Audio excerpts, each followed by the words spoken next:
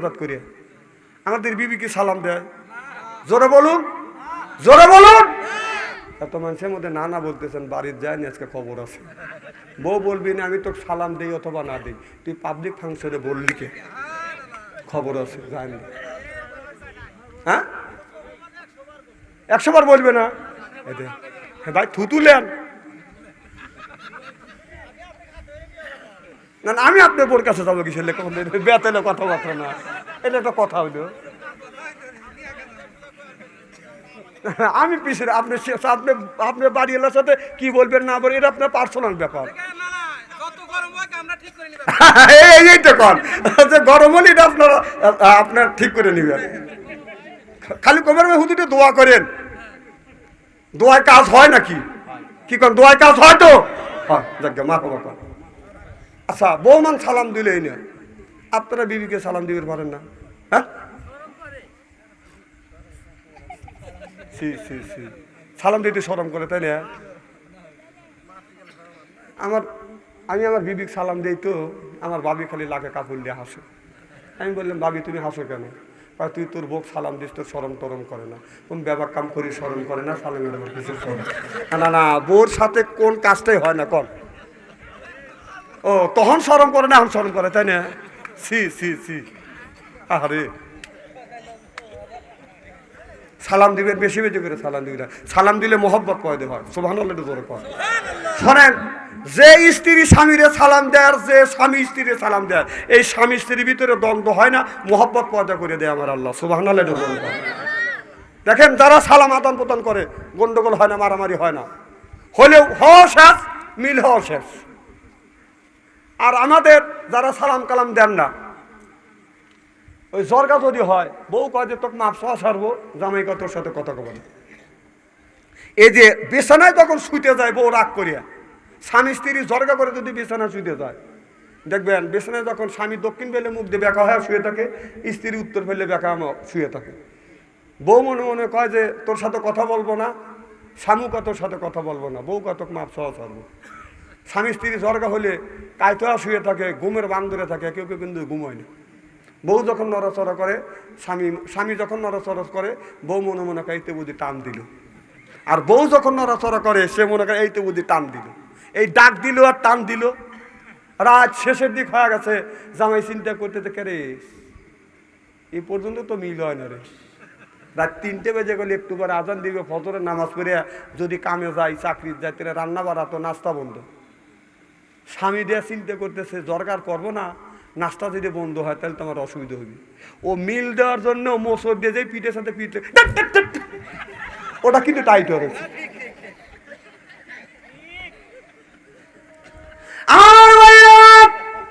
আমার নবী বলে খাদিজা সালাম দিয়ে, আমার নবী সালাম আদান প্রদানের পরে আমার নবী বললেন, খাদিজা আমি তোমার ঘরে দরজার পাশে আসলাম রে খাদিজা। খাদিজা এক ডাকের বেশি 2টা ডাক দিতে হয় না, তুমি কি ঘুমাও না? মা খাদিজাতুল কুবরা বললেন, ইয়া রাসূলুল্লাহ, ইয়া হাবিবাল্লাহ, ও নবীজি, যতদিন ধরে আপনার সাথে ঘর সংসার করতেছি, আল্লাহর কসম করে বললাম গো নবীজি, আপনার আগে কোনোদিন বিছানায় পিঠ দিয়ে ঘুমোতে যাই নাই। চিল্লাখন আল্লাহু আকবার। হুজুর, যতদিন ধরে আপনার সাথে ঘর সংসার করতেছি, আপনার আগে কোনোদিন বিছানায় পিঠ দিয়ে ঘুমোতে যায়নি। আর আমাদের ঘরে একটা করে খাদিজা আছে, যা দেখবেন টান টান হয়ে শুয়ে রয়েছে, সব বোন এসে ফাঁকে গেছে না, বাচ্চি লুইটে পুইটে ঘুম পাড়তেছে। আমার ভাইয়ের আমার হোসাইন বলে, না না, এমন একজন ব্যক্তি, আমার নানি, আমার নানা যতক্ষণ পর্যন্ত বাসা নিয়ে আসছে, আমার নানা পর্যন্ত আমার নানি ঘুমায় নাই, দরজার পাশে বিট লাগাই অপেক্ষা করছে। তোমার নানি কয়দিন অপেক্ষা করেনি? আমার নবী কয় জানি না। বলে, না না, সত্য করে বলো, আমার নানি তোমার জন্য অপেক্ষা করছে কিনা? আমার নবী বলে, হুসাইন রে, আমি যতক্ষণ পর্যন্ত না আসছি, তোমার নানি বিছানা পিঠ দিয়ে ঘুমোতে যায় নাই। সুবহানাল্লাহ।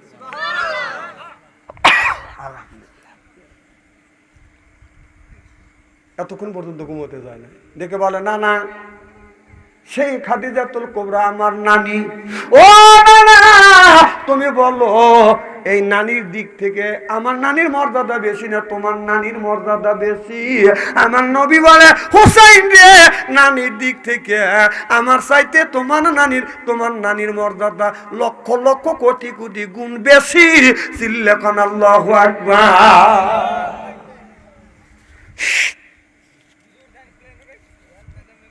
আমার ভাইরা, হযরত হুসাইন বললেন না না, তোমার নানার নাম কি? বলে আমার নানার নাম হলো ওহাব জহুরি। দেখে বলে না না, তোমার নানা ওহাব জহুরি যদি হয়, ওহাব জহুরিকে কয়জন চেনে? কয় বেশি লোক চেনে না। না না, তুমি কি জানো আমার নবীর নাম, আমার নানার নাম কি? বলে তোমার নানার নাম কি?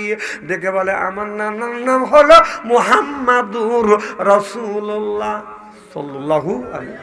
ও নানা, আমার নানাকে, আমার নানার খবর কি তুমি জানো? আমার নবী বললেন তোমার নানার খবর কি তুমি একটু বলো। এবার হযরত হুসাইন বললে ও নানা, ও নবীর সাহাবীরা তোমরা শোনো, আমার নানার খাতিরে তামাম পৃথিবী আল্লাহ তৈরি করেছে। আমার নানা কিয়ামতের ময়দানে, আমার নানা নবীর উম্মতকে যদি আল্লাহ দোজখে দেয়, আমার নানা যখন বলবে শাহাদাত আঙ্গুলে ইশারা করবে, ই আল্লাহ তোমার যেই বান্দাকে জাহান্নামে দিচ্ছ, তোমার ওই বান্দা হলো আমার দলের লোক, আমার দলের কর্মী। আল্লাহ বলবে ফেরেশতা রে, আমার বন্ধু বলেছে আমার দলের লোক, আমার দলের কর্মী। আল্লাহর অর্ডার বাতিল করে পুনরায় অর্ডার দিবে, আমার নানা তার উম্মতকে নিয়ে জান্নাতে যাবে। চিল্লাকান আল্লাহু আকবার।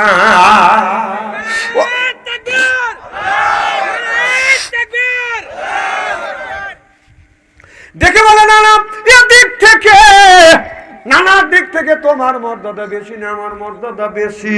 আমার নবী বলে রে হুসাইন, নানার দিক থেকে তোমার, আমার নানার চাইতে তোমার নানার মর্যাদা বেশি।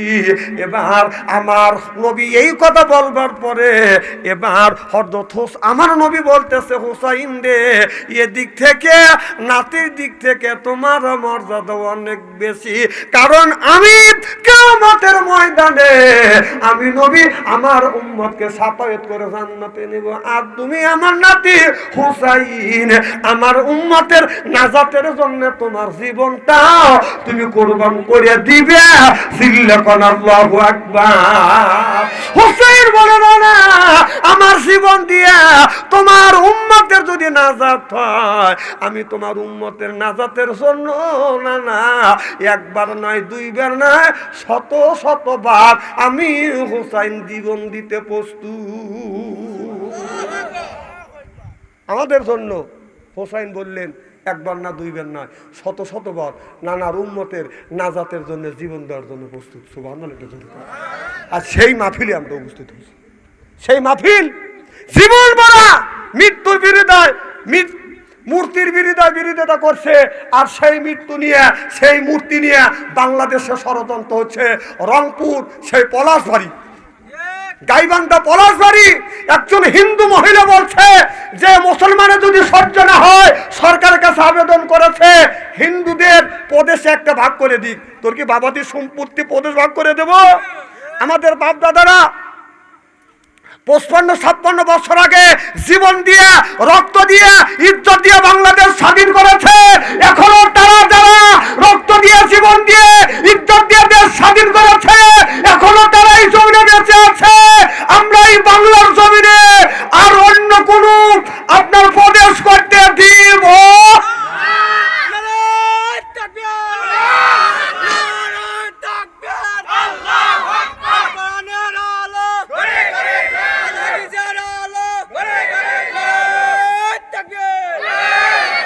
ওই মহিলা প্রদেশের দাবি করেছে। আমি সরকারকে বলবো, হিন্দুরা মন্দির বানাক, আমাদের কোনো দুঃখ নাই। গ্রামে যদি একটা মন্দির থাকে, আরো 2টা মন্দির তুলুক। কথা কন না কে? আমাদের তাদের সাথে দ্বন্দ্ব নাই, দাঙ্গা নাই। তাদের ধর্মের কাজ তারা করবে, আর আমাদের ধর্মের কাজ আমরা করবো, আমরা বাধা দেব না। কিন্তু রাস্তার পাশে যেই জায়গায় ওদের মন্দির নাই, রাস্তার পাশে আমরা আপনার ওই 82 ফুট মন্দির হতে দিব। প্রয়োজন হলে বাস নিয়ে ওদেরকে পিঠে হান ঠান্ডা করবো, কতক্ষণ না কে। তারপরেও রাস্তার পাশে মন্দির হতে দেবো না। ওদের মন্দির যদি তোলার দরকার হয়, ওদের রাম মন্দির যদি তুলতে হয়, ওদের মন্দির যেখানে ওখানে তুলুক, আমাদের আপত্তি নাই, কতক্ষণ না কে। কিন্তু রাস্তার পাশে লক্ষ লক্ষ কোটি কোটি মানুষ যাবে, আর ওই জায়গায় তুমি মন্দির তুলবে, আর আমরা যা কুন্নিশ করবো, আমরা বাংলাদেশের মানুষ আঙুল চষবো না। যাই একবার করছে আমার সয়েন ভাই করছে, ও রবীন্দ্রনাথ ঠাকুরের মূর্তি এমন জায়গা তুলছি রে ভাই, দুঃখ লাগে এখন। না না, রবীন্দ্রনাথ ঠাকুরের মূর্তি আপনি তুলছেন, কয়জন লোক খুশি হয়েছে আপনার উপরে, কয়জন দোয়া করতেছে। আপনি এমন কাজ করে গেছেন জীবনে যা ভাঙাও যাচ্ছে না। ভাঙা গেলে ভারতের লোক রাগ করে, বিশ্বের লোক রাগ করে। রবীন্দ্রনাথ ঠাকুর ভেঙে ফেলেনি। মসজিদে ঢোকার সময় ওই ঠাকুরের সাথে দেখা হয়, বের হয়েও ঠাকুরের সাথে দেখা হয়। ওখানে কবরস্থান, মানুষ মারা গেলে ওই লাশটাকে ঠাকুরের কাছে নিয়ে যাওয়া লাগে। তুমি এমন কাজ করছো সোহেন ভাই, আল্লাহ যেন তোমাকে জান্নাত নসিব করে, আমিন কর।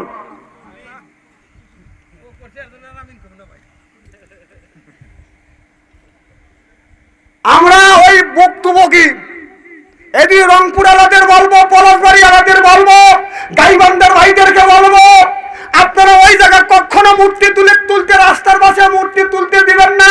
রাম মন্দির যদি তোলার দরকার হয়, ওদের যেখানে মন্দির আছে ওখানে তুলুক। আমি গীতা, বাইবেল, মহাভারত ওদের অনেক বই পড়ছি, অনেক বই পড়ে দেখছি, ওদের ভারতের ভিতরেই আপনার 82 ফুট মন্দির কোনো জায়গা ওঠে নাই কে। আমাদের তোরে ভারত সেই হিন্দুস্থান, যেটা হিন্দুদের জন্মস্থান, যেখানে হিন্দুদের আপনার হিন্দুর অনেক বেশি, সেই জায়গায় তোদের 82 ফুট মন্দির ওঠে নাই। আমাদের বাংলাদেশে শতকরা আপনার 95% যেখানে মুসলমানের দেশ, আর 5% 3.5% হিন্দু থেকে তোমরা 82 ফুট মন্দির তুলবে। আমরা মুসলমান বেঁচে থাকতে 82 ফুট মন্দির রাস্তার পাশে তুলতে দেব।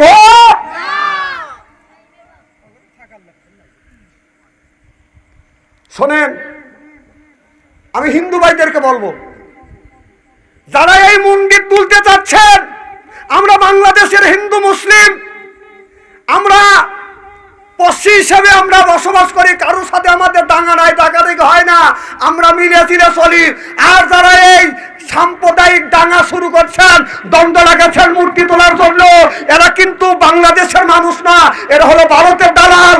যারা এই যে তোলার জন্য মিটিং মিছিল করতেছে, নিশ্চয়ই তাদের বাড়িতে খালি বাংলাদেশে না, বাংলাদেশও জব ভারত ওনাদের বাড়ি আছে। এদিনে যারা হিন্দু ভাই আছেন, আপনাদের আমাদের দেশে থাকতে হবে, আমাদের সাথে বসবাস করতে হবে, একই গ্রামে আমরা বসবাস করবো, একই দোকানে বসে চা খাবো, কিন্তু আমরা ডাকাডাকি করবো না, দালালের খপ্পরে পড়েন না। ওরা যখন বিপদে পড়বে, মুসলমান যখন খেপবে, ওরা ঠিক মতো ভারত যা পালিয়ে থাকবে, আপনাদের বিপদ হবে। আমি চাই না, আমরা চাই না যে আপনাদের বিপদ হোক। আপনারা আমরা আগে যেমন মিলেমিশে ছিলাম, আমরা মিলেমিশে বসবাস করবো ইনশাআল্লাহ। কিন্তু ওই মূর্তি আমরা তুলতে দেব, এটা একটা ষড়যন্ত্র হচ্ছে। জ্ঞানী গুণী শিক্ষিত বাইরে আসান, ষড়যন্ত্র হচ্ছে ভারতের সাথে দ্বন্দ্ব লাগানোর জন্য। আমাদের আগা দিচ্ছে, ওরা ভাবছে যে ভারত বাংলাদেশ দখল করবে।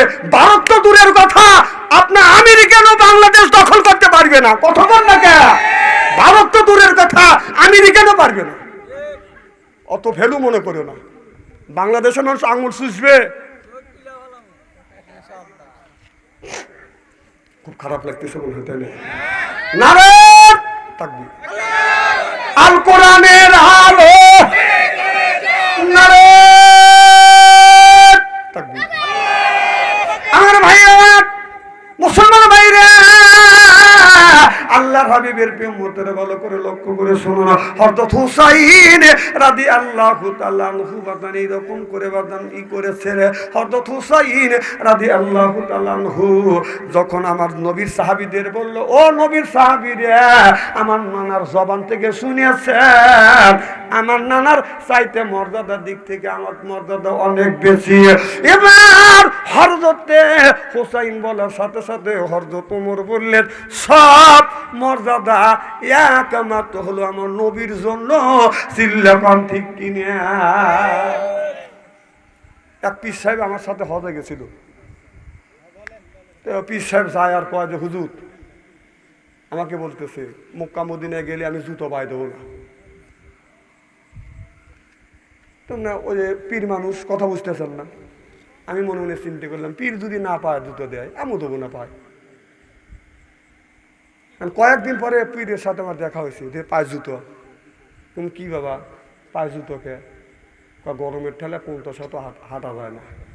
কইলাম যে আবেগে মক্কায় আবেগ কুলোয় না, অত আবেগ আসে না। এসে গল্প করে যে আমরা পীর মানুষ মক্কা মদিনায় ঘুরছি পায়ে জুতো দেনি, একবারে মিথ্যা কথা, কথা কয় না, একেবারে মিথ্যা কথা। 50 হাতও যাওয়া যায় না।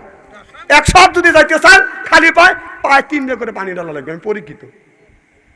একটা জুতো পায়ে দেওয়া লাগে আর একটা জুতো কাছে রাখা লাগে। যদি ছিঁড়ে যায় হারা যায় তখন ওই জুতো ইউজ করা লাগে। খালি পায়ে হাঁটা সম্ভব না, অত আবেগ কুল হয় না। যাও বাংলাদেশে এসে গপ্প ফুটো যে আমি খালি পায়ে আসছি আর ব্যাগ মুড়ি দেন গুঁড়ো কিন্তু গুটুর গুটুর করে, তাই না? ও যা মিথ্যা কথা কয় ভুলভাল বুঝো আর তুমি ভুলভাল করে সুবহানাল্লাহ। আবেগ কুল হয় না। যেখানে 42 ডিগ্রি নিচে কোনো রোদের তাপ আছে না, নিম্ন 42 ডিগ্রি, সবসময় এসির মধ্যে থাকতে হয়। বাইরে বের হলে মুখ পুড়িয়ে যায়।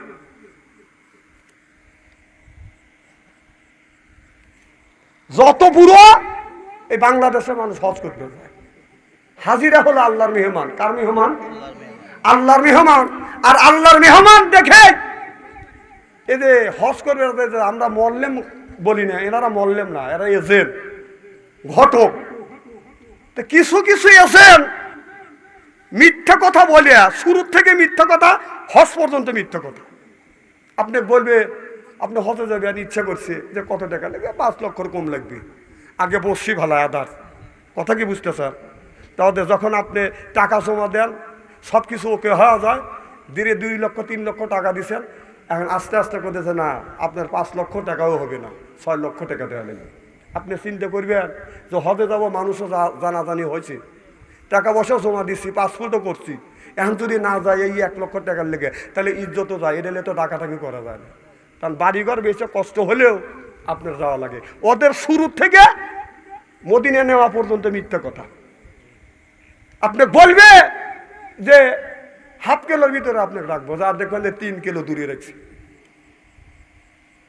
ওরা সে ব্যবহার করে সবাই নিয়ে আলেম যারা এজেন্ট আছেন তাদের সাথে যায়, আর যারা আলেম না ওদের সাথে যায় না। ওদের কথার সাথে কাজের মিল নাই।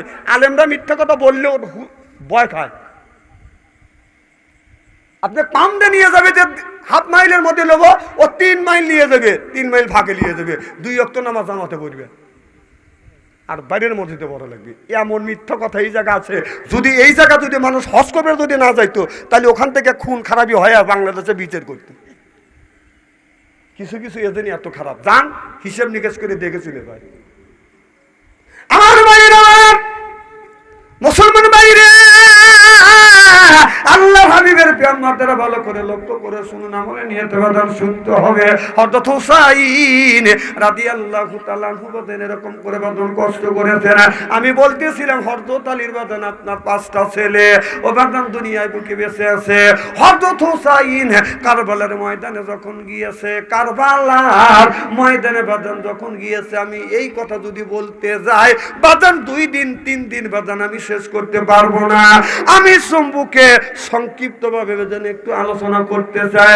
হযরত হুসাইন কারবালার ময়দানে যুদ্ধ করতে করতে যখন হযরত হুসাইনের গায়ে বাদাম তীর লেগে গেছে, হযরত হুসাইন যুদ্ধ করতে করতে কাফের বেঈমানের যখন বাদাম পালিয়ে গেছে, ফোরাত নদী খালাস হয়ে গেছে, হযরত হুসাইন ফোরাত নদীর কিনারে গিয়েছে, ও বাদানে পানি পিবে, সে বাদান কলিজাটা ছটফট ছটফট করতেছে। হুসাইন 2টা চুলে পানি তুলে নিয়ে পানি পান করবে, এমন সময় তার ফরজন্তর কথা মনে পড়ে গেল। আল্লাহ এই পানির জন্য আমার অনেক মানুষ মারা গেছে, আমি হুসাইন আমার কলিজার টুকরো সন্তান পর্যন্ত মারা গেছে, আমি হুসাইন পানি খাইয়া পৃথিবীর বুকে কলঙ্ক করতে চাই না। এই বলে হুসাইন পানি যখন বাজান ফেলে দিছে, ফেলে দিয়ে পোরাত নদীর উপরে মরুভূমির ভিতরে বাজান যখন দাঁড়াইছে, এজি সেনারা পাশেই ছিলেন, বললেন হুসাইনের কাছে যদি যায় সাহস না পাও, তীর আছে তোমাদের কাছে, দূর থেকে তীর চালা। হযরত হুসাইনের দিকে দূর থেকে বাজান শত শত বদন তীর নিক্ষেপ করছে। কিতাবের মধ্যে লিখতেছে আপনার 70 থেকে 72টা বদন তীর লেগেছে হযরত হুসাইনের শরীরে। হুসাইন দুর্বল হয়ে বদন আপনার কারবালার ময়দানে বদন পড়ে গেছে। এমন সময় সিমন আসিয়া হযরত হুসাইনের বুকের উপর ছড়িয়ে বদন আপনার ছুরি চালাচ্ছে, কিন্তু তার পশম পর্যন্ত কাটতেছে না। ইমাম হুসাইনের বুক থেকে যখন শিমর নাবে না, আমার নবীর ওই কথা মনে পড়ে গেল। আমার নবী বলেছে হুসাইন তোমার বুকে যে লোকটা উঠবে আর বুক থেকে নামবে না, বুঝতে হবে ওই লোকটা তোমার গলা কাটবে। হুসাইন রে তার এক নাম্বার প্রমাণ হলো বুকে পশম নাই, বাম পাশে কালো দাগ, আর চেহারা জানোয়ারের মতো। ওই লোকটা প্রমাণ করবার জন্য শিমর যখন বুকে সরছে, ওই কথা প্রমাণ করবার জন্য দেখে বলে শিমর রে তোমার বুকের বোতাম খুলে, তোমার জামার বোতাম খুলিয়া তোমার বুকটা আমাকে দেখাইবে। এবার শিমন বলল হুসাইন রে আমি আমার জামার বোতাম খুলে আমার বুকটা তোমাকে দেখাবো, আমার লাভটা কি? হুসাইন বলে শিমন তোমার দ্বারা রসুরি দিয়ে আমার গলা কাটতে পারতেছ না, তুমি জীবন ভরা যদি কাটো আমার গলা তো দূরের কথা পশম পর্যন্ত কাটতে পারবে না। শিমন বলে হুসাইন আমার দ্বারা রসুরি দিয়ে তোমার গলা কাটতে পারতেছি না, কারণ কি? হযরত হুসাইন বলতেছে শিমর আমার নানা আমার শরীরে আমার অঙ্গে যেই জায়গা সুমা দিছে ওই জায়গা তুই কেন, তোর বাবারও ক্ষমতা নাই ওই জায়গা অস্ত্র তরবারি নিক্ষেপ করতে, তবে আমার নানা আমার শরীরের কিছু জায়গা সমন দেয় নাই, ওই জায়গা তুই আপনার গলা কাটতে পারবে, ছুরি চালাতে পারবে যদি তোমার এই বুকের গায়ের জামার বুকের জামার বোতাম যদি তুমি খুলে দাও। সীমার সঙ্গে সঙ্গে যখন বোতামটা খুলে দিলেন, হযরত হুসাইন তাকিয়ে দেখে বুকে পশম নাই, বাম পাশে কালা দাগ আর চেহারা জানোয়ারের মতো। হযরত হুসাইন চোখের পানি ফেলে দিয়ে দিয়ে কান্দের বলে সিমর তোমার হাতেই যেন আমার মৃত্যু, আমার নানা বলে গিয়েছে সিমর এই জায়গা আমাকে তরবারি দিয়ে ছুরি দিয়ে আমার গলা কাটতে পারবি না। সিমর রে আমারে যদি মারতে চাস এই কারবালার জমিনে আমাকে উপর করে শোয়া, আমার নানা গর্দানের পিছনে আমাকে সমন দেয় না, ওই জায়গা ছুরি চালালে আমার গলা কাটতে পারবি। সিমর সঙ্গে সঙ্গে হোসাইনকে উপর করে শোয়াইছে, ছুরি চালাইবে। এমন সময় শিবির থেকে জয়নাল আবদিন বাচ্চা মানুষ কাঁদতেছে। জয়নাল কান্দে মা আমার বাবা পানির জন্য গেছে, এখন পর্যন্ত বাবা আসতেছে না। এই কান্নার ধ্বনি বাতাসে হযরত হোসাইনের কানে আসছে। হোসাইন তখন কান্দিয়ার বলে ধীরে ধীরে চালাও ছুরি সিমর আমারি গলা, জয়নাল আবদিনের কান্দন শুনতে দাও না রে আমার, ধীরে ধীরে চালাও ছুরি, ধীরে ধীরে চালাও ছুরি সিমর আমারি গলা, জয়নাল আবদিনের কান্দন শুনতে দাও না রে আমার। সিময় তোমার বিনয় করি হলকমে চালাস না ছুরি, নানাজির মুখের সম্মান, নানাজির মুখের সম্মান লেগেছে সীতার, জয়নাল আবদিনের কান্দন শুনতে দাও না রে আমার। শিবন সুযোগ দিলেন না, হোসেনের গলাটা বাদান কেটে নিয়ে গেলেন। সকলেই পড়ুন ইন্না লিল্লাহি ওয়া ইন্না ইলাইহি রাজিউন। ও বাদান, মনে হয় তামাম পৃথিবীর পশু পাখি গাছে বিরুক্ষ মনে হয় কলমা পড়েছে লা ইলাহা ইল্লাল্লাহু মুহাম্মাদুর রাসূলুল্লাহ সাল্লাল্লাহু আলাইহি ওয়াসাল্লাম। এইরকম একটা শব্দ হয়েছে। এবার হুজুর হোসেন বাদান শহীদ হয়ে গেছে। জয়নুল আবদিন আপনার ওই ময়দানে এসে দেখে, ও না না, শুধু তাই নয়, আপনি তো বলেছেন আনা মাদিনাতুল ইলমি আলিমুম বাবুহা। ও না না, আপনি হলো ইলমের শহর আর আমার বাবা হলো ইলমের দরজা। না না গো, শুধু তাই নয়, আমার বাবার আরো ডিগ্রি আছে। বলে কি ডিগ্রি? দুনিয়া জান্নাতি মহিলার স্বামী হযরত জান্নাতে মহিলা হবে কে? বলে জান্নাতি মহিলা তোমার আম্মা। তাই আমার আম্মা হলো ফাতেমা, তার স্বামী। সুবহানাল্লাহ, একটু জোরে কর। তাহলে ও না না, বাবার দিক থেকে তোমার মর্যাদা বেশি না, আমার মর্যাদা বেশি। এই বলাও শেষ, আমার নবী আবার হযরত হোসেনের গলা ধরিয়া এগালে উগালে চুমো দেয়ার বলে আল্লাহুম্মা হুসাইনা সাবরা সিল্লাকান আল্লাহু আকবার। হযরত হোসেন বলতেছে, ও নবীর সাহাবীরা, আমার নানার জবান থেকে শুনছে বাবার দিক থেকে নানার চাইতে আমার মর্যাদা বেশি। সুবহানাল্লাহ, এটা জোরে কর। হযরত তোমার মাথা জাগায় আর কয় ঠিকই তো করছি। সুবহানাল্লাহ, একটু জোরে কর না। আমার নবী বললেন, হুসাইন রে, আরো কি কিছু আছে? বলে হ্যাঁ। ও না না, তোমার মায়ের নাম কি? বলে আমার মার নাম হলো আমিনা। তোমার মাকে কয়জন চেনে? তোমার মাকে কয়জন চেনে? বেশি লোক চেনে না। বলে না না, আমার মাকে আপনি কি চেনেন জানেন? বলে কে? তুমি একটু বলো। বলে আমার মা হলো খাতুনে জান্নাত, নারীদের জান্নাতের সর্দারিনী। সিল্লাকান আল্লাহু আকবার। ও না না, শুধু তাই নয়, আমার নানা শুধু খাতুনে জান্নাতের নারীদের সর্দারিনী হয়, শুধু ক্ষান্ত হয় নাই, আমার মার বাবার নাম হলো মুহাম্মদ সাল্লাল্লাহু আলাইহি সাল্লাম। যেই বাবার খাতিরে, আমার মায়ের বাবার খাতিরে আল্লাহ তামাম পৃথিবী তৈরি করেছে, আর তোমার বাবার খাতিরে কি আমার তামাম পৃথিবী তৈরি করেছে? বলে না। তাহলে বলো না না, এর দিক থেকে মায়ের দিক থেকে তোমার মর্যাদা বেশি না আমার মর্যাদা বেশি? আমার নবী বলে, রে হোসাইন, মায়ের দিক থেকে আমার মায়ের চাইতে তোমার মায়ের মর্যাদা বেশি। সিল্লাকান আল্লাহু আকবার।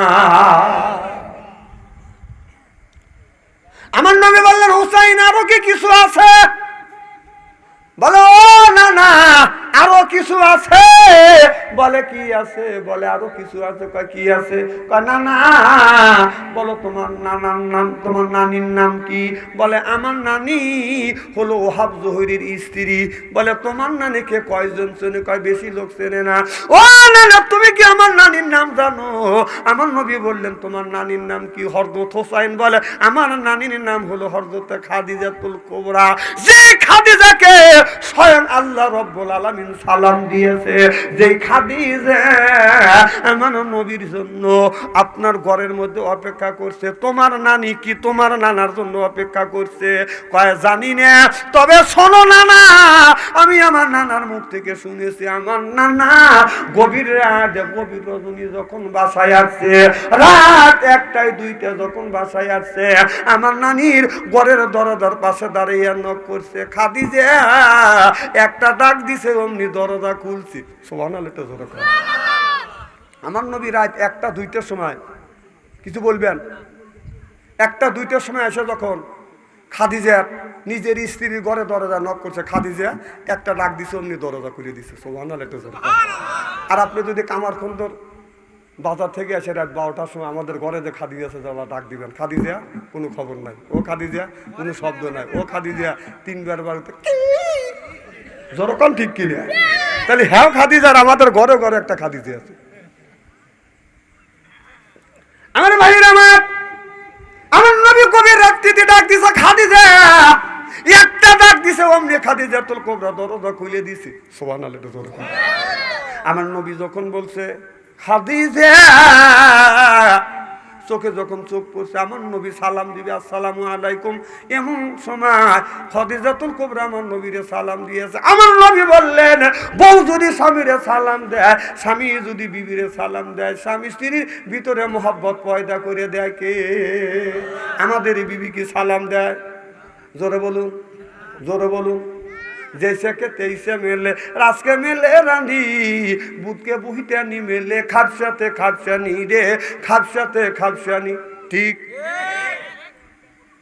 आज के आखिरी मोनाजात करिए আমাদের